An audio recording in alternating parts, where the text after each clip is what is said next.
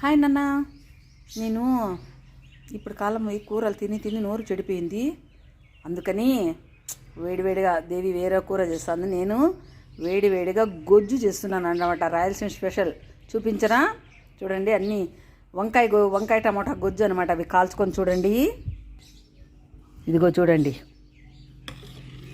చూడు, ఇవి వంకాయలు, టమోటాలు, పచ్చిమిరకాయలు కాల్చుకొని ఎక్కడ కాల్చినాను అనుకుంటున్నారా? అదిగో చూడండి, ఇక్కడ కాల్చాను అన్నమాట. మా ఇంటి హోటల్ ముందర కాల్చుకొని గొజ్జు చేస్తున్నా. దీంట్లోకి ఏమేమి వేయాలంటే ఉప్పు, వెల్లుల్లి, కొత్తిమీర, చింతపండు కొద్దిగా వేసి ఫస్ట్ చింతపండు నానబెట్టి దాన్ని పిసుక్కొని ఈ వంకాయలు, టమోటాలు, పచ్చిమిరకాయలతో కాల్చి చూడండి.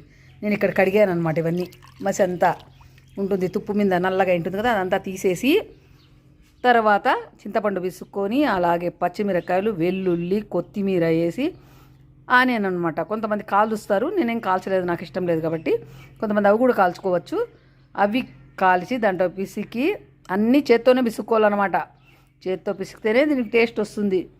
మీకు నిప్పులు లేకపోయాయనుకో కడ్డీకి చెక్కి వంకాయలు, టమోటాలు కడ్డీకి చెక్కి స్టవ్ మీద కాల్చుకొని ఇది గొజ్జు చేస్తే పిసుక్కొని అన్నీ చేత్తోనే పిసుక్కొని చేస్తే గిన సూపర్గా ఉంటుందండి.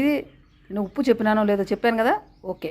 ఉప్పు అన్నీ కరెక్ట్గా వేసుకొని ఇది నేను ఇప్పుడు 5 వంకాయలు, 3 పెద్ద టమోటాలు, కొన్ని పచ్చిమిరపకాయలు వేసేసాను. ఇది తిన్నారనుకోండి పిల్ల మామ అంటుంది.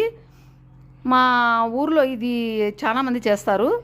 నోరు చెడిపి పెద్దవాళ్ళంతా తింటారనమాట. ఇప్పుడు పిల్లలు ఏదేదో అడుగుతూ ఉంటారో అవన్నీ అవేం బాగుండవు, నాకు నచ్చవు.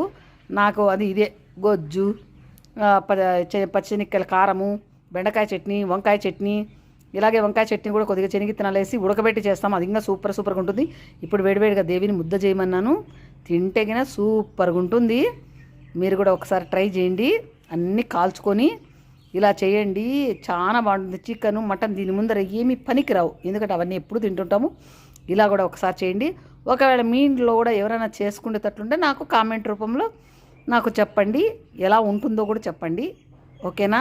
వేడివేడి అంటే ముద్దే అనుకుంటారు, నేను ముద్ద చేసుకుంటాను. అన్నంలోకి కూడా వేడివేడి అన్నంలోకి కూడా సూపర్గా ఉంటుంది. ఖచ్చితంగా మీరు చేసుకొని తినండి. ఓకేనా? నేను ఆల్రెడీ ఈ ఫుల్ వీడియో యూట్యూబ్లో పెట్టాను.